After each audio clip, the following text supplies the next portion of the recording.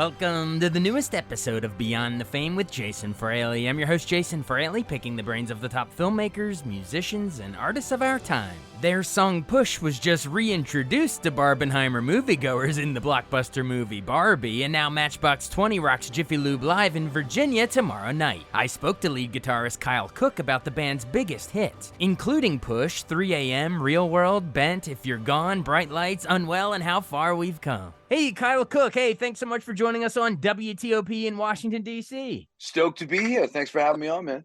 Yeah, obviously you're the lead guitarist of the awesome band Matchbox 20, which is going to rock Jiffy Lube live in Virginia on Thursday, July 27th.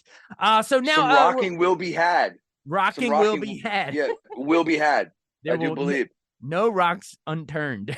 That's right. I like it. I like it. Let's do something with it. But anyway, you have a catchier title than that. It's called The Slow Dream Tour. Obviously, that sort of comes from one of your new songs, Wild Dogs, in parentheses, running in a slow dream. Yeah, right. Tell me about that. Is it going to be mostly songs from that new album, Where the Light Goes, or are you going to mix in, sprinkle in a few of the greatest hits? No, yeah, absolutely. It's actually going to be the other way around. It's going to be, it's going to be a night of songs that, people know and love from us, and a sprinkling of some of the new album. We're definitely, and I've been saying this, we're definitely not a band that nostalgia is lost on. You know what I mean? Absolutely. That's why people are coming to your shows. I love to hear you say that, because I went to when it's the other way around. Like I saw Bob Dylan once at Wolf Trap, and of course a legend, so he can do whatever he wants. But I'm like, damn, I didn't get to hear like any of the old masterpieces. It was all new stuff. I'm gonna play on the songs from the record that I haven't released yet. It's like, dude. Kind of how it sounded. Yeah, I know. Oh yeah, 100%. And by the way, just speaking of Bob Dylan randomly, I was talking to a few musicians that have toured with a variety of acts over the years in Jones Beach. We just played Jones Beach, and we were talking about how Dylan is notorious for, he's the kind of artist that musicians have to learn like hundreds of songs. You know what I mean? Like he doesn't stick to a set list, which is very, contrary to the way we work as, at Matchbox 20. We're very crafted. We're into detail. He's a guy that's not into detail. It's just like everyone needs to know like 100 songs, and he's just going to call it on stage, which seems like very chaotic and kind of, everyone living on the edge of their seat all the time. Yeah, but you know what? He's kind of a awesome legend. at the same time. He's a legend. He can do what he wants. But I'm sure the Matchbox 20 fans like myself are going to love going to Jiffy Lube Live and get to hear all the hits. 100%. We can go into some of the nostalgic classic hits in a minute. But, I do, all that said, I do want to give you a minute to plug and promote the new album. So don't get me wrong. I want you to promote. But yeah, Boom. So that's one of the songs. I see what you did. Boom. That's one of the songs. It's called Don't Get Me Wrong. It's sort of one of the lyrics is, I know you think I'm gone, but I'm all in. So don't get me wrong. So give me the sort of the message of the song. Is it like a relationship that one might think he's a little pulling away, aloof, but it's a reminder. No, yes. I'm in. Yeah. Yeah. I think so. That was a 3-person co-write, if I'm not mistaken. Rob wrote with a couple guys in Nashville. And I live in Nashville, so I'm sort of like partially qualified to sort of talk about the process, because I know some of the writers that he wrote it with. Yeah. It didn't always go down the way I think the listener expects. I think those of us in the business understand that, just like in the movies, and that hadn't always been the case in this band as well, where that is something that stands out on this particular record. Is this the first time we've recorded some songs that have been written outside of the band, meaning not by one sole member or a few members of the band and the inner circle. And that happens to be one of them. That we all just thought that chorus was just so infectious. When Rob was like, hey, I've been doing a lot of these Zoom co-writes, and, here's a handful of those songs. He actually prefaced it by going, look, I realize there's not much precedent for us recording other songs that I've written with other people. But that was one that fit in kind of like into a box of songs that we felt, whether Rob had brought that himself we would have been excited about recording it. And yes, I think the general theme was, you know, there's probably moments where you think that the relationship's sliding, or maybe I'm sort of drifting away, but don't get me wrong, I'm still invested in this. I love it, and I love how your opening little, guitar before the vocals kick. Yeah, right. And That's so cool. yeah, Yeah, there's something kind of that sucks you in yeah, about that. absolutely.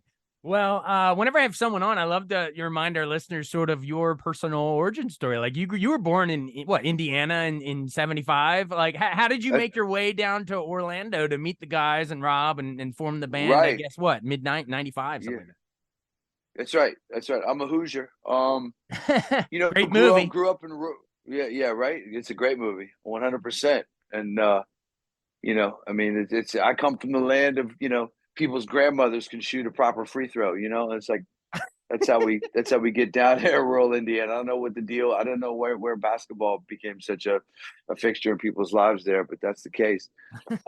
Yeah, grew up in rural Indiana. Just surrounded by cornfields and not a lot to do, and that's what kind of drove me into, when I found particularly Guns N' Roses. I was playing violin before that in school, but Appetite for Destruction came out, and that just floored me, and that changed. So right away I wanted to chase girls and do all the rock and roll stuff. I wanted to be Slash. I wanted mom to, I'm like, Mom, I need an amp. I'll play electric guitar. Luckily, she's very, very supportive. And so I was the kid, just get home from school and just had my nose stuck in, like, at the time, I don't even know how relevant they are anymore, but like Guitar World magazine and all these guitar magazines were sort of the rage at the time. And they would what was called tablature. They would, in the back, they would popular songs, they would put tablature there to show guitar players how to play different songs. So I got subscriptions to all those. I'm like learning all my favorite rock songs. And um I wanted to go to school. I wanted to learn more about music theory, because I had a good ear. I felt, and I could pick pop songs off the radio. I didn't really need to know much about them. I could read music from violin, but I didn't really understand the structure of of music, and I want to know more about that. And I always loved classical, and so how it's kind of perfectly how notes lead into one another, with this seamless kind of dialogue. And so I decided to go to the school, Atlanta Institute of Music, which is a 1 year. You still got me? Yeah, I got you. Keep on A going. 1 year, yeah, baby. 1 year, kind of intense performance based program. And my father, who's, he's an attorney, and he's very intellectual guy. He really wanted me to pursue the classical stuff, because he was just like, you gotta study the masters, you gotta understand the greats. Um, and I do and still have a huge passion for Beethoven and Bach, and the just the beauty of the music that they constructed. But I knew that I wasn't going to survive a 4 year experience, particularly because I was going to have to take a bunch of other courses and stuff that didn't have anything to do with music. And I just knew enough about myself that I wouldn't make it through that. So I convinced them to kind of let me try my hand at this 1 year art institute, and that ended up going great. And I got all the sort of information and knowledge that I wanted from that. And I met a producer, a guy named Matt Serletic, who had just finished a hit record on a band called Collective Soul. Of And they course. had We just soul, interviewed yeah, and Collective they Soul a couple weeks ago. oh, beautiful. Yeah, Ed and the guys, and they were coming off of a double platinum album for Atlantic Records, so there's the tie-in there. We ended up on Atlantic Records. Um, and he's like, man, I got this. He had come to the school to kind of find a guitar player. He was, looking. He liked the band at the time was called Tabitha Secret, that was performing down in Central Florida, and he was he knew he liked what the band was doing. He just didn't love the guitar players, and so he was kind of searching for some other musicians to add to the band. And he came into school, and the guy that ran the place was a helping me out, was a fan of mine. I'd already graduated at that point and was out just gigging around Atlanta, Georgia, and he got a meeting together, and things just, he gave me a demo tape, and 3 a.m. was on that demo tape. Whoa, no I don't way. know that I would have been that. Yeah, I don't know that I would have been that interested uh, in pursuing what was going on if I hadn't have been so taken by the song 3 a.m.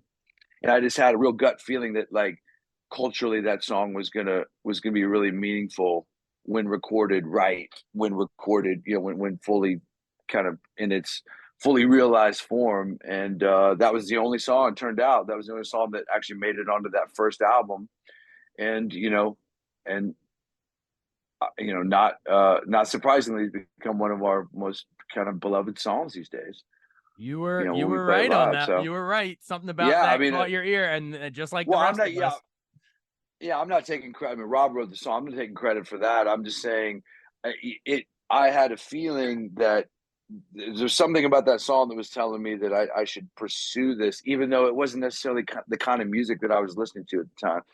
Right. So I could never imagine that, we would then make Mad Season, which was a huge leap towards something, something more creative and more adventurous, I think, which our career began to just kind of blossom into, which I got Yeah. excited about as the years went on. Yeah, I'd love to. I want to get to that in a second. I would love to double back real quick to that first album, Yourself or Someone Like You. It comes out in '96, and dude, this is gonna, I guess, tell you what age I was, but I was in middle school. I remember someone handing that album to me on like a Discman on a middle school field trip, like on the bus.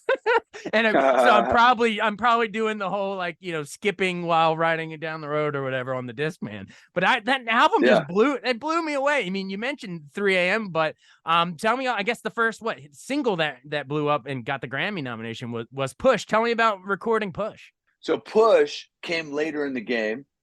And that actually, so, we had 3 a.m., and I want to say 3 a.m. again was just something that probably was a large part of, getting the record deal, right? Getting Rob a publishing deal, which he was in the process of doing or had already completed.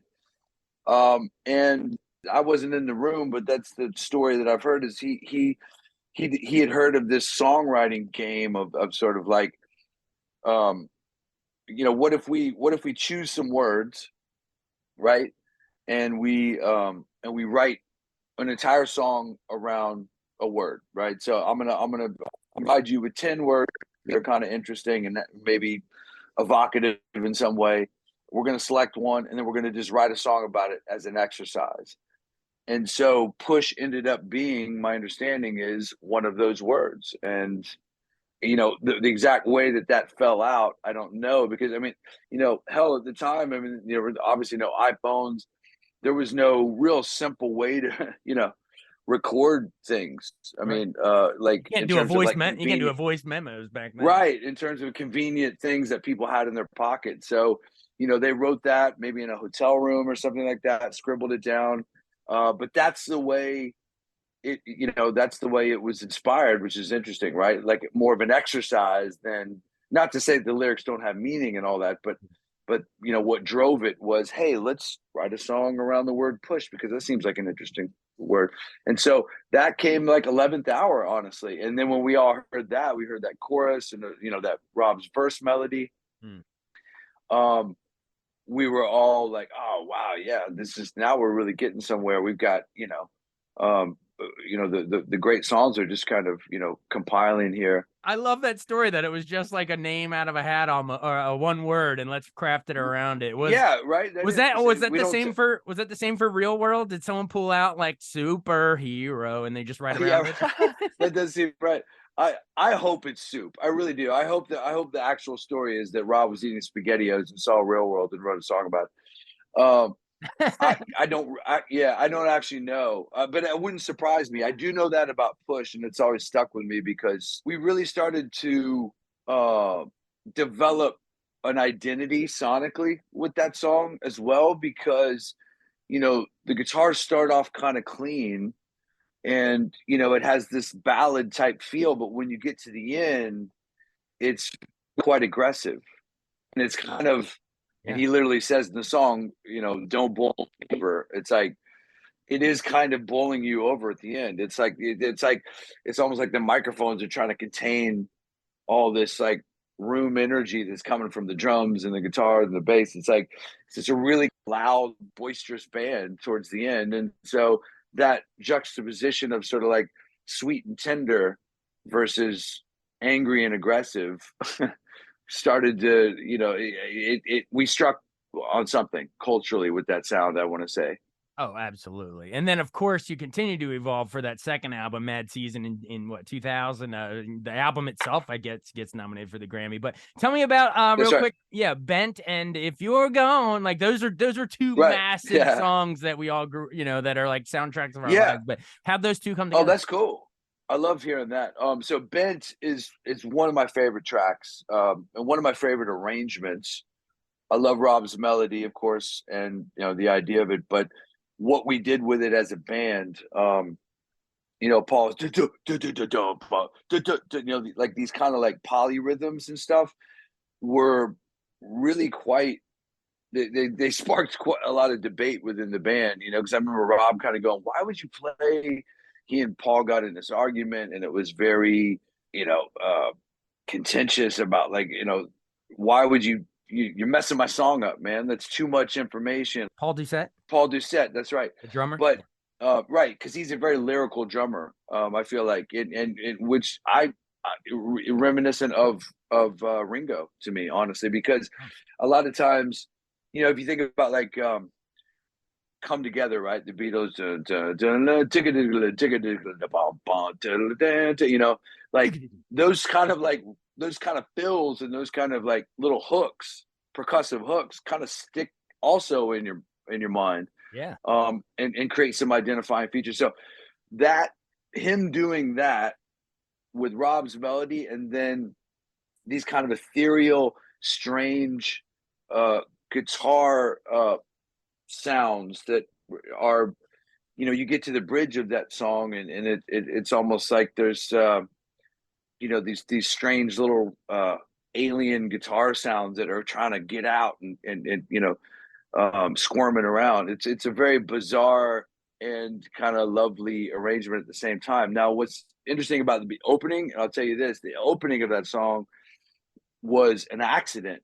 And so the next time you hear that song, think about that, because I've told the story several times, but the kind of bend that comes in, which obviously the first thing that comes to mind is the title, which we saw the connection later, but they had brought me back. We were trying different ideas. I was trying different ideas with the producer, and oftentimes in between takes, I'm just kind of screwing around, right, and trying different things. And so I was actually playing in a different key, and they had queued up the track, and I didn't hear them count it off.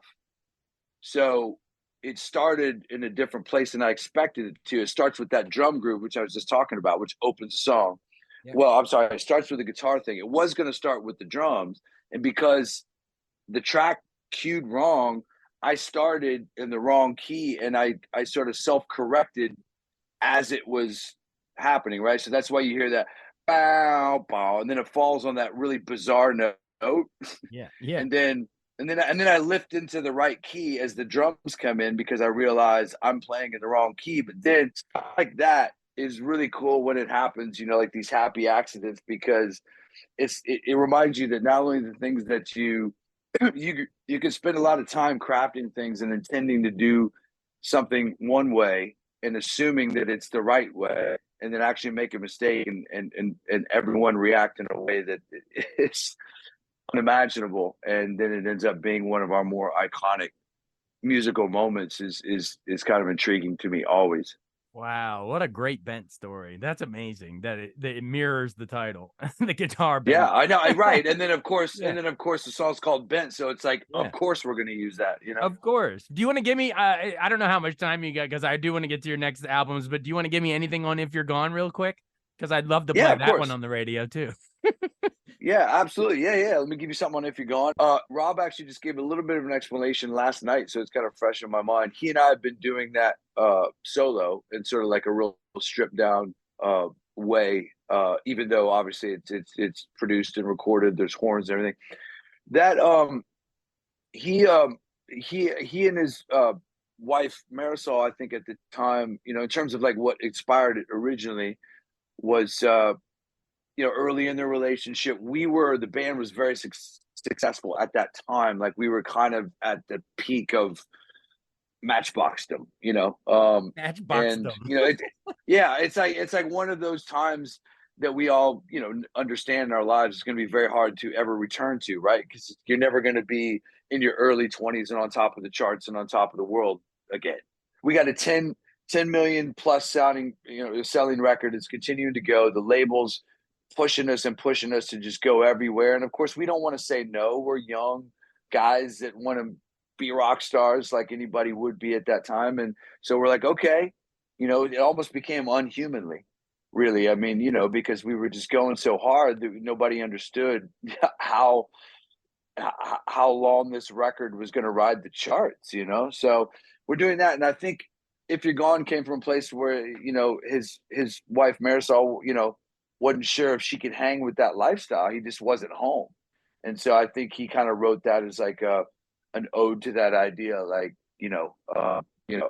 I need you in my life. And so, but musically, I think it became an interesting moment for us because of the horn arrangement and the delicacy of the acoustic guitars against those sort of like that, those somber French horns, that Matt really beautifully arranged. Honestly, I mean, he's a really great arranger, and that started to inform what the album was. Is that it wasn't just this guitar driven to contrast it with Push, because that song had just kind of eaten the world. I think our feeling was, hey, we could be a band that just makes another record of that, or we could be a band that really matures into this, sophisticated, new version of ourselves. And I think we really were interested in that idea of, and if you listen to Mad Season, it's pretty clear. I mean, it's a very produced album. It's a very well thought out album. There's a lot of orchestration on it. We obviously had a big budget. We wanted to do sonically experimentative things, which we did, as I mentioned with Bit, and so that's what kind of led us into that. But If You're Gone, I think is it's almost like a Chicago song. Sometimes we compare it to Chicago. Oh wow! Oh, great! Talk about Yeah. great bands. But Right. Yeah. Totally. wow. Do you think you continue to mature and push it like that, right, on more than you think you are? The third album, I love that. I mean, Bright Lights and Unwell, and man, it's just like I'm just getting goosebumps of nostalgia with all this. But do Yeah. you think you continued to not rest on your laurels and push even more for that album? Well, I do actually. I think we scaled it back. Okay, I, reel it I in. think a lot in life is a pushing and pulling, right? So I think we really pushed the envelope with Mad Season, which was the idea. I mean, we took like 7, 8, I don't know, maybe 9 months to make that album. It was a very long, drawn out record. We spent a lot of money on it. Like I said, lots of orchestration. So I think we went up to Woodstock to make More Than You Think You Are. And I think we did want to get it back to a band feel. We didn't want to run from strings, horns, any of that kind of stuff, but we did want it to feel a little more in the moment and maybe fewer overdubs. So we did kind of, yes, want to reel it back. And I think Bright Lights is a great example of that. You got a song that Rob starts on piano, very small, very intimate, very you're just in the room with him. And again, it just slowly builds and builds and builds through this almost like southern rock journey to the end of it, which is just this epic um, classic rock kind of guitar um, featured moment that with big booming drums and just almost like a celebration. So I think that was kind of a defining track on that album, as well as Unwell, which features this really dry kind of banjo part in the which is was an odd choice for us, a band that like why would Matchbox 20 feature banjo on the current single? It's like why not? Yeah, why not?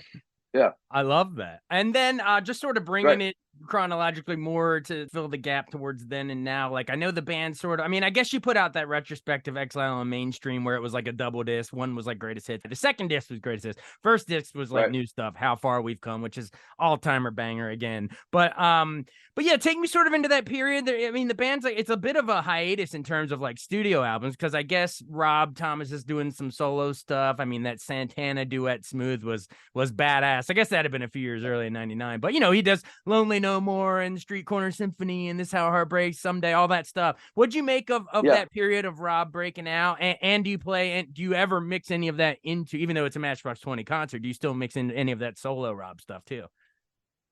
No, we don't.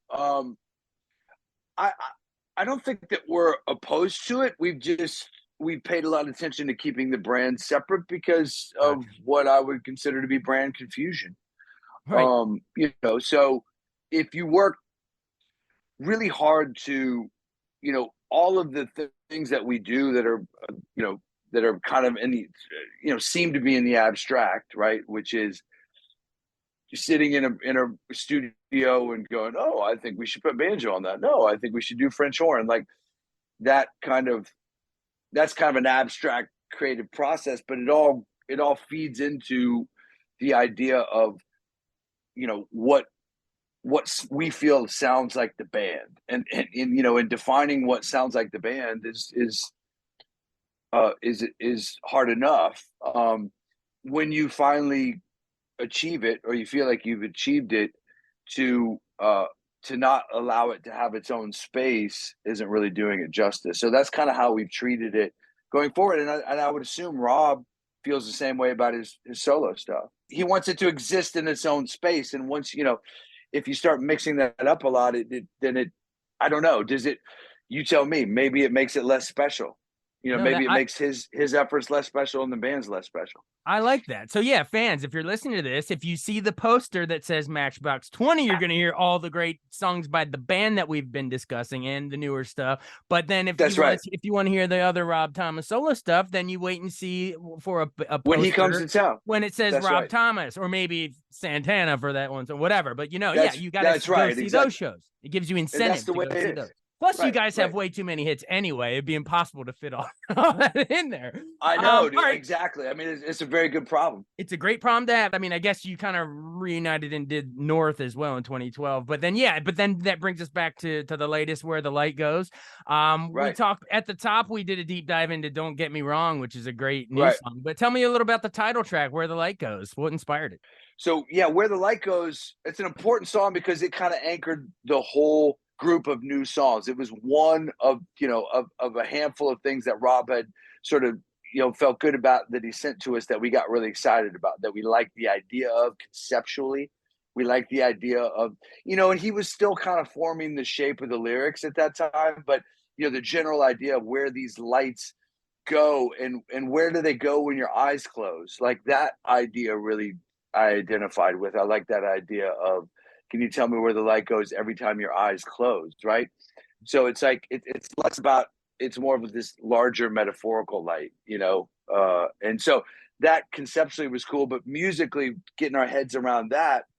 And, you know, and I think that theme works good with coming out of a pandemic, coming out of a world where we lost some loved ones. Some of us did. We lost friends. You know, so there was a big, broad, a more broad theme. I don't know that we knew that was going to be the title of the record at that time, but I think we kept coming back to it, and it made sense because it was the first one, you know, that really anchored our interest in completing a body of work. Yeah, well, it makes sense that would be the title of the album as well, but then it also kind of makes sense that the tour would then be Slow Dream off the Wild Dog song. That kind of, I don't know, that kind of fits that you titled one after each. Yeah. All right, cool. Yeah. Well, you've been more than generous with your time. I appreciate you having me on, man. And yeah, I you know, it's been a great discussion. Thanks for, I mean, you've obviously, you're familiar with our catalog and you've done your research. I appreciate that, man. Literally, like I said, the research was just sitting like as like a sixth grader with a Discman on a school bus. So I don't know how much research it is. It's just burned into my brain. Your guys' stuff is awesome. Exactly. It's like the research you do when you go to buy. It's like it's all. I feel like I research all of our songs when I go to buy toothpaste at CVS. who knew that we were going to make perfect music for like retail shopping, you know? Yeah, it's like, oh, it's 3 a.m. and I'm out of toothpaste. Oh, hey, there's my Right. song.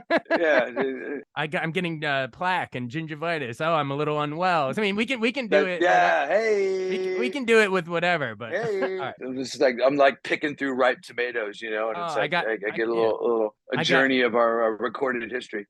Hey, I really appreciate it. Everybody, it's Matchbox 20 lead guitarist Kyle Cook. The band is coming to Jiffy Lube Live in Virginia on July 27th. So you have to get your tickets now to hear all of these songs we discussed and so many more. Kyle, You have to. You literally have to. well, I It's know a mandate. you wanted to start a Slash, but now so many other people want to grow up being like you, man. So you did it. Yeah. Oh, man, I love hearing that. I do. I appreciate seeing the different generations coming to the shows now. Awesome. Well, Yeah. hey, you absolutely rocked it. I really appreciate this conversation. Appreciate it, brother. Later.